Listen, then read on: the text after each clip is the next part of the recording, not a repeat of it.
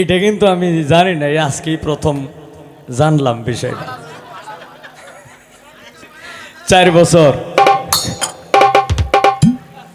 তো যাই হোক না, তোমার এলাকার নাম কইতাম না, এটা এই কামাল শাহ কামালের দরবারের পাশেই। নাম কইতাম না তুমি। তো যাই হোক 7 বছর আগে আমি গাইছিলাম একটা মায়ের। আমি মনে করছিলাম নিকালে আমি গাইছিলাম। তো বিষয়টা হইলো এখানেও সাপলারে লয়ে গেছিলাম, মনে আছে ওই যে মাওনা জয়নাবাজার পার হইয়া হাতের বাম দিকে গেছিলাম, যে জঙ্গলের ভিতরে একটা গান হয়েছিল যে মনে আছে। হ্যাঁ, এই আমারে ঠিক করছে হইলো মানে হ্যান্ড সহ ভাই 30,000 টাকার মধ্যে। আমি 40-এর নিচে যাই না, হইলা বেলা 50 চাইছি, 40-এর নিচে আমি একটা কাই করে দিতাম না।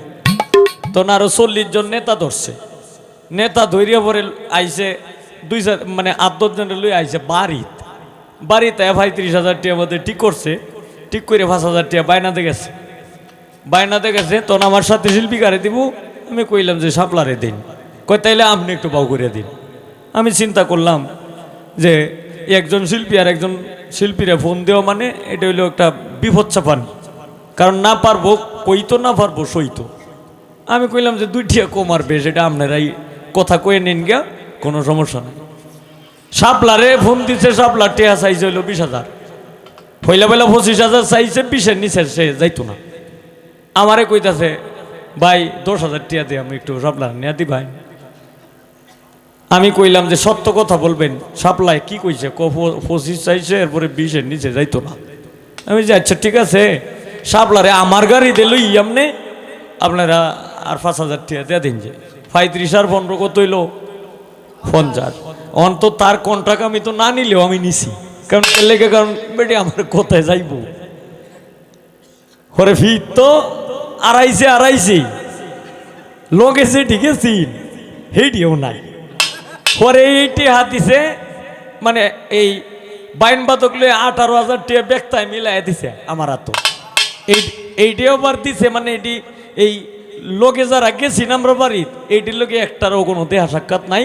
এটি হলো এই ফিরের যে সেরি জামাই আছি, এই সেরি জামাইয়া দিছে। তখন 7 বছর আগে একটা মাইর খাইছিলাম, আমি মনে করছিলাম যে এই মাইরটা নিয়ে আমি একলাই খাইছি, যে সাপলাও খাইছে এটা কিন্তু আমি জানি না, আজকে জানলাম। যাই হোক, তুমি আর আমি ওমানি, এটা সুবাদ হয়েছে।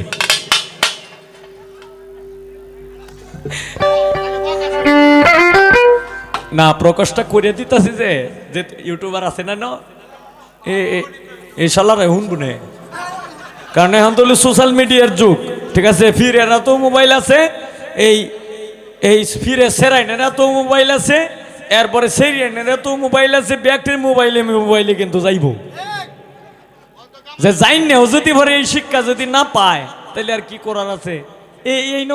এই পাশে এক জায়গায় গানে আসলাম, এই যে বছর 2 আগে, আমি নাম কইতাম না, এই যে হিচের বাড়িটা একটা মাজারও, রুমন রে ধরছে, শিল্পী আছিল হইল রুমন রে ধরছে যে রুমন তুই আর হবিল আমরা বাড়িতে বেড়ায় যাবে। তখন এই সময় হইলো ডাল সিজন, তখন চিন্তা করলাম যে এমনিও তো মানুষ নেই না, আচ্ছা 20-25,000 যাই পাই একটা গুরান দেয় গা উমায়া, পরে 15,000 না 16,000 টাকা দিয়া আমি বেড়ালে কথা কয় তার বাড়িতে আইছি না।